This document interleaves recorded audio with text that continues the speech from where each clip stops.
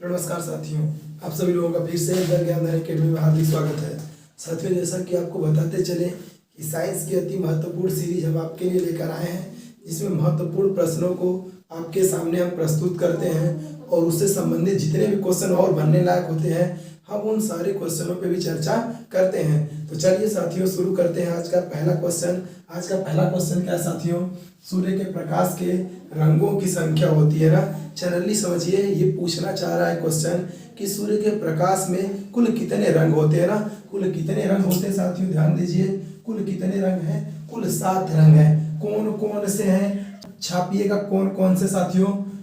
Whip ग्योर लिख के क्या करिएगा, छाप लीजिए। आर फॉर साथियों रेड, रेड यानी लाल। ऑरेंज मतलब साथियों नारंगी ना, ऑरेंज मतलब नारंगी। येलो मतलब साथियों वाई फॉर येलो, येलो मतलब पीला। और ग्रीन माने साथियों, ग्रीन माने हरा। ब्लू माने साथियों नीला। और इंडिगो माने साथियों जामुनी। और लास्ट बचा वायलेट यानी क्या साथियों, बैंगनी। इतने टोटल रंग हैं। टोटल कितने हैं? 7 हैं। क्वेश्चन एक बनता है, सबसे ज्यादा प्रकीर्णन किसका होता है ना। प्रकीर्णन सबसे ज्यादा साथियों, प्रकीर्णन सबसे ज्यादा होता है बैंगनी रंग का ना। प्रकीर्णन सबसे ज्यादा साथियों किसका? बैंगनी रंग का। सबसे कम की बात की जाए ना, तो सबसे कम प्रकीर्णन साथियों किसका? लाल रंग के प्रकाश का। सबसे कम प्रकीर्णन लाल रंग के प्रकाश का। चलिए साथियों, तो इस क्वेश्चन में क्या पूछा है? सूर्य के प्रकाश के रंगों की संख्या कितनी होती है? तो कितनी है साथियों? कुल 7 रंग होते हैं। और सूर्य का प्रकाश होता कैसा है? श्वेत रंग का ना। श्वेत रंग का। इन 7 रंगों को मिलाइएगा, श्वेत रंग बन जाएगा। तो इस क्वेश्चन का राइट आंसर क्या हो गया साथियों? Option number 2 7। चलिए अगला क्वेश्चन देखते हैं। अगला क्वेश्चन ध्यान दीजिए साथियों, क्या है? एक समतल दर्पण की वक्रता त्रिज्या होती है ना। पूछ रहा है कोई समतल दर्पण है, उसकी वक्रता त्रिज्या कितनी होती है। तो एक बात बताइएगा, अगर कोई हम समतल दर्पण इस प्रकार से खींच ले, सोचिएगा कि इसका केंद्र कहाँ पे होगा। कोई समतल लाइन है, रेखा है, इसका केंद्र कहाँ होता है? इनफाइनाइट पे ना, अनंत पे होता है। तो समतल दर्पण का साथियों वक्रता त्रिज्या कितनी हो जाएगी? इनफाइनाइट हो जाएगी, अनंत हो जाएगी। बहुत बार पेपर में क्वेश्चन क्या किया है, पूछा है। अच्छा, फोकस दूरी भी पूछता है ना साथियों, फोकस दूरी भी पूछता है, तो ये भी कितना साथियों? अनंत ही होता। एक रिलेशन होता है इन दोनों में, लिख लीजिए। फोकस दूरी और वक्रता त्रिज्या में फोकस दूरी बराबर होता है साथियों वक्रता त्रिज्या बटे के 2। ध्यान दीजिएगा, ये एक फॉर्मूला है। फोकस दूरी बराबर वक्रता त्रिज्या बटे के 2, यानी किसी भी दर्पण की फोकस दूरी उसकी वक्रता त्रिज्या की आधी होती है। तो साथियों क्वेश्चन क्या पूछा है? एक समतल दर्पण की वक्रता त्रिज्या कितनी होती है? तो कितनी होती है? अनंत होता है। इसका राइट आंसर क्या हो जाएगा? Option number 3। चलिए अगला क्वेश्चन देखते हैं। अगला क्वेश्चन ध्यान दीजिए साथियों, कह रहा है यूरिया में नाइट्रोजन की प्रतिशत मात्रा होती है, यानी यूरिया में कितना परसेंट नाइट्रोजन होता है, ये पूछ रहा है। पहली बात की है कि यूरिया का फॉर्मूला क्या होता है, केमिकल सूत्र साथियों लिख लीजिएगा, NH2CO NH2 ना, ये फॉर्मूला होता है। कहीं कहीं ऐसे भी लिखा होगा CO NH2 का NH2 का ट्वाइस ना, कहीं कहीं ऐसे भी लिखा होगा। बात एक ही है कि NH2 2 बार देखी है, एक बार और एक 2 बार। CO तो NH2CO NH2 किसका फॉर्मूला हो गया साथियों? यूरिया का। अगर आपसे पूछ लिया जाए नाइट्रोजन का प्रतीक क्या होता है, तो क्या होता है साथियों? N होता है। और इसका परमाणु क्रमांक कितना होता है? 7 होता है। ठीक है, यही पूछ रहा है कि ये जो नाइट्रोजन नाइट्रोजन दिख रहा है ना यूरिया में, वो कितना परसेंट होते हैं। तो इसे छाप लीजिएगा साथियों, 45% कहीं होगा या फिर 46%। इसी के इर्द गिर्द होता है लगभग 45%। तो ऑप्शन के हिसाब से चलिएगा, 46% दे रखा है। तो ऑप्शन नंबर कौन सा साथियों? ऑप्शन नंबर 4 इसका क्या होगा? करेक्ट हो जाएगा। चलिए अगला क्वेश्चन देखते हैं। अगला क्वेश्चन ध्यान दीजिए साथियों, कह रहा मनुष्य के शरीर का सबसे बड़ा अंग है ना। अब देखिए, ये कंफ्यूजन वाला क्वेश्चन है। लड़के अब दिमाग लगाते हैं। ऑप्शन चलेंगे फीमर। फीमर क्या है साथियों? देखते रहिएगा। पहला ऑप्शन फीमर, ये क्या है? सबसे बड़ी हड्डी है ना, सबसे बड़ी हड्डी है ये। ध्यान दीजिएगा, ये सबसे बड़ी हड्डी है। कहाँ पे पाई जाती है? जांघ में ना, जांघ में पाई जाती है। यकृत की बात कर ले साथियों, ये सबसे बड़ी ग्रंथि है ना, ये सबसे बड़ी ग्रंथि है। कौन साथियों? यकृत। त्वचा की बात किया जाए तो यही वो व्यक्ति है जो सबसे बड़ा अंग है ना, सबसे बड़ा अंग त्वचा क्या है साथियों, जो बाहरी स्किन है ना पूरी यही त्वचा है, तो सबसे बड़ा यही है। मस्तिष्क साथियों जान ही रहे हैं, पूरा हेड ब्रांच है ना, शरीर का हेड ब्रांच है, पूरा शरीर का कंट्रोलर कौन है, मस्तिष्क ही है, सब कुछ यही करता है। कौन, मस्तिष्क। अब इसमें भी कई सारे पार्ट होते हैं, अपना अपना अलग अलग सब लोग कार्य करता है। तो सबसे बड़ा अगर हमें पूछा जाए तो क्या है साथियों, त्वचा है। सबसे बड़ी हड्डी फीमर है, सबसे बड़ी ग्रंथि यकृत है। कमेंट बॉक्स में छापिएगा सबसे छोटी हड्डी का नाम और वो कहाँ पे पाई जाती है।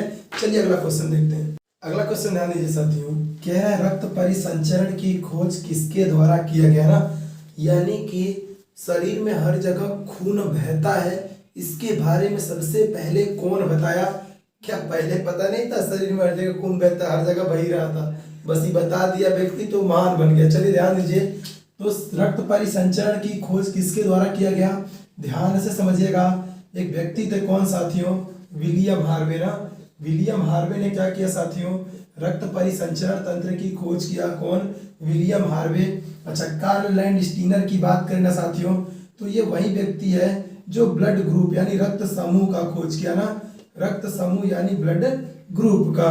वीनर ने क्या किया साथियों, आरएच फैक्टर को ढूंढा। आरएच फैक्टर को कौन ढूंढा साथियों, वीनर ने।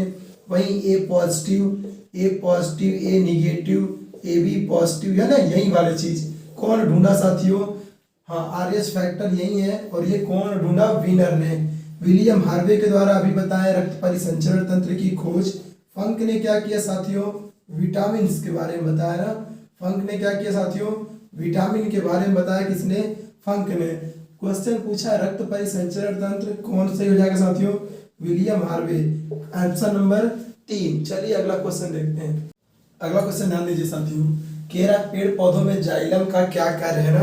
पहली बात की है कि जाइलम है क्या साथियों, एक जटिल ऊतक है ना। कैसा ऊतक है साथियों, जटिल ऊतक है। कौन, जाइलम। जाइलम एक होता है, जटिल ऊतक में साथियों दो हैं, एक है जाइलम आपका और एक है साथियों फ्लोएम ना, जाइलम और फ्लोएम। जाइलम का काम क्या साथियों, ज से याद रखिएगा जल, ल से याद रखिएगा लवण। तो जल प्लस लवण का ये क्या करता है साथियों, परिवहन करता है। कहाँ से, सोर से खींच के यानी जड़ से खींच के पेड़ पौधों के हर भाग तक पहुंचाता है। फ्लोएम, फ से याद रखिएगा फूड, फूड यानी भोजन। फ्लोएम क्या काम क्या साथियों, भोजन का परिवहन करना। अब आपसे पूछा है जाइलम का काम, तो खनिज का भी परिवहन करता है और जल का भी परिवहन करता है। तो ऑप्शन नंबर कौन सा साथियों, तीसरा और चौथा इसी ऑप्शन में, ऑप्शन नंबर किसमें, 4 में। तो ये क्या हो जाएगा, सही हो जाएगा। भोजन का परिवहन कौन करता है, अभी बताए कौन करता है साथियों, फ्लोएम करता है। अच्छा, भोजन का संग्रह कौन करता है, छाप लीजिएगा। भोजन साथियों मंड के रूप में कहाँ पे स्टोर होता है, पत्तियों में ना, कहाँ पे, पत्तियों में स्टोर होता है। कौन साथियों, भोजन किसके रूप में, मंड के रूप में। चलिए अगला क्वेश्चन। अगला क्वेश्चन ध्यान दीजिए साथियों, कह रहा है निम्न में पदार्थ नहीं है ना, पदार्थ यानी सबस्टेंस नहीं है। तो पहली बात की है कि पदार्थ कैसे किसे हैं, जो कुछ जगह घेरे, जिसका कुछ आयतन हो, जिसको ज्ञानेंद्रियों द्वारा क्या करें, महसूस कर सके, वही पदार्थ होता है। आप कमेंट बॉक्स में छापिएगा कि कुल कितनी ज्ञानेंद्रियां मनुष्य के शरीर में होती हैं। चलिए ध्यान दीजिए, पदार्थ की कुल कितनी अवस्थाएं साथियों, 3। मेनली कितनी है, 3, ठोस, द्रव और गैस। कभी कभी आपसे पेपर में पूछा जाएगा चौथी अवस्था, छाप लीजिएगा कौन साथियों, प्लाज्मा ना, प्लाज्मा क्या है, चौथी अवस्था। चलिए, ठोस जान ही रहे, लकड़ी पत्थर ये सब क्या हो जाएंगे साथियों, ठोस हो जाएंगे। द्रव में आपका जल हो गया, तेल हो गया ना, जल तेल, ठीक है, ये सब क्या है, द्रव अवस्था में। गैस की अगर बात करें साथियों तो ऑक्सीजन हो गया, ऑक्सीजन, नाइट्रोजन है ना, हाइड्रोजन, ये सब क्या है साथियों, गैस है। अब ध्यान से समझिएगा, पदार्थ नहीं है पूछा है, पदार्थ नहीं है। क्या लोहा है, हाँ जी बिल्कुल है, ठोस में है। क्या प्रकाश है, इसी पे सस्पेंस है अभी ना। चलिए वायु देखते हैं, वायु है कि नहीं, हाँ है बिल्कुल, वायु गैसों का मिश्रण है, ये है। जल है कि नहीं, हाँ है, द्रव फॉर्म वाला। क्या प्रकाश पदार्थ है, तो कहेंगे नहीं सर ये बिल्कुल जगह नहीं छेकता है, प्रकाश पदार्थ नहीं है। हमेशा याद रख लीजिए, इंपॉर्टेंट क्वेश्चन है, प्रकाश द्रव्य नहीं है, ये जगह नहीं कवर करता है, बस हम इसके माध्यम से किसी वस्तु को क्या करते हैं, देख पाते हैं। अगर प्रकाश की चाल की बात करें कितना तेज चलता है साथियों, 3 गुणित 10⁸ मीटर प्रति सेकेंड। कहाँ पे चलता है, निर्वात में ये सबसे तेज प्रकाश चलता है साथियों, 3 गुणित 10⁸ मीटर प्रति सेकेंड। तो इस क्वेश्चन का साथियों राइट आंसर क्या हो जाएगा, आंसर नंबर 2। चलिए अगला क्वेश्चन देखते हैं। अगला क्वेश्चन साथियों, अगला और आज के क्लास का आखिरी क्वेश्चन। चलिए ध्यान दीजिए, एक एंगस्ट्रॉम में कितने मीटर होते हैं, ये क्वेश्चन साथियों क्या कर रहा है, पूछ रहा है। चलिए कुछ यूनिट हम लिख रहे हैं, खटाखट छाप लीजिए। एक एंगस्ट्रॉम में साथियों 10⁻−10 मीटर, ये एंगस्ट्रॉम का सिंबल है। अगर एक माइक्रोन की बात करें साथियों, ये माइक्रोन का सिंबल है 10⁻−6 मीटर। अगर साथियों एक फर्मी की बात करें तो 10⁻−15 मीटर। अगर साथियों एक मिलीमीटर है ना, 1 मिलीमीटर की बात करें यानी 1 mm, इसको बदलना है मीटर में तो 10⁻−3 मीटर। चलिए ध्यान दीजिए, ये कुछ थे यूनिट्स जो डायरेक्ट पेपर में छपते हैं। तो आपसे क्या पूछा, एक एंगस्ट्रॉम, और एक एंगस्ट्रॉम में कितना साथियों 10⁻10 मीटर। तो लास्ट वाला ऑप्शन क्या होगा, इसका करेक्ट हो जाएगा 10⁻3, ये 1 मिलीमीटर के बराबर है। 10⁻15 साथियों एक फर्मी के बराबर है। 10⁻6 साथियों एक माइक्रोन के बराबर है। तो इसका करेक्ट आंसर ऑप्शन नंबर 4 होगा।